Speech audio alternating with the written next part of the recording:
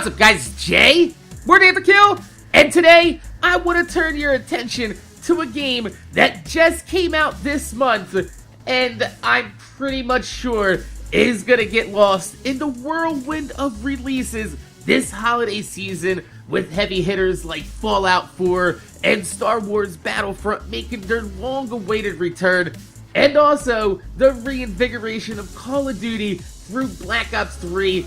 It's almost 100% certain, without a shadow of a doubt, that Nordic Games' Darksiders 2 Remaster will go unnoticed for the second time in gaming history. Mac, what are you talking about? Alright, if we take a look back at the original Darksiders 2 release date, it was originally launched in 2012 alongside Halo 4, Black Ops 2, and Borderlands 2, so it's safe to say that history looks to repeat itself, and Darksiders 2 is going to be buried underneath the pile of AAA titles once again. So, what exactly is Darksiders 2? Well, Darksiders 2 is an open-world action exploration game which draws a lot of its inspiration from other exploration-heavy franchises, most notably, yeah, that's right, The Legend of Zelda. The game tasks you to take control of Death, one-fourth of the infamous horseman of the apocalypse, on a journey to save mankind and clear his brother, Horseman of War, of any accusations made against him and his rider brothers.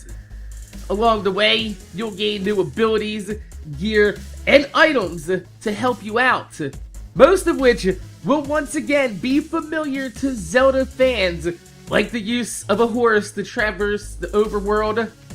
Also, Death's own version of the hookshot, called the Death Grip, which can also be used to pull enemies to you in combat, or even cooler, to pull yourself towards big enemies to deal critical face damage, and even down to traditional dungeon items like a map and keys to the boss's room. It's all very familiar, but still very new while experiencing it. But what sets this game apart from Zelda, other than the fact that it appears on non-Nintendo consoles, giving everyone a chance to experience the magic of a Zelda game without having to buy an entirely new console for one game. But it features an active time-based combat system that fits somewhere in between, I would say, God of War and Batman Arkham Asylum, giving you the freedom of movement that God of War offers, but offering more than just button mashing combos, allowing you to perform flashier and heavier attacks based on the timing of your inputs, rather than just the inputs themselves. And it works pretty well with the dodging and evade system, but they do give you the ability to focus on single enemies, which is pretty much useless unless you want to check an enemy's health, since most of your fighting is going to be done in a flurry of rolls and attacks stringed together in epic fashion. It also mixes in a pretty familiar loot system seen in popular modern RPGs, allowing you to gain weapons and armor with variant stats, rarity, elements, and even life-stealing properties, coupled with a two-sided skill tree which splits into physical and magical damage, allowing you to build Death pretty much any way that you want to.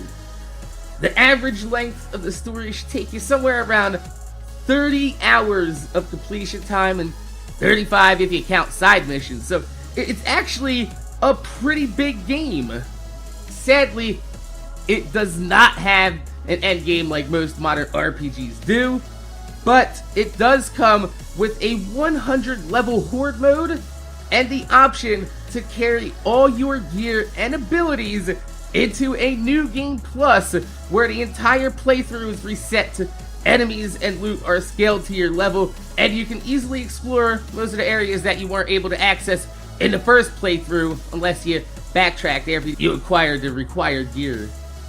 But that's not to say that this remaster is without its flaws, especially on the PC side of things where I happen to buy. There's been some stability issues reported on the Steam forums, including a nasty bug that prevents you from progressing past the cutscene if you level up while the cutscene is activated, which I actually experienced this myself.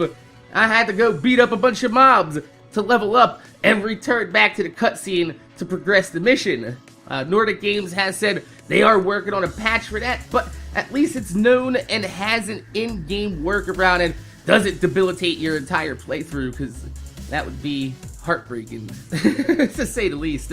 Outside of those issues, I can't say enough good things about this game, which is odd, because I usually have a lot of things to nitpick about in games, but Darksiders 2 it's stunningly beautiful.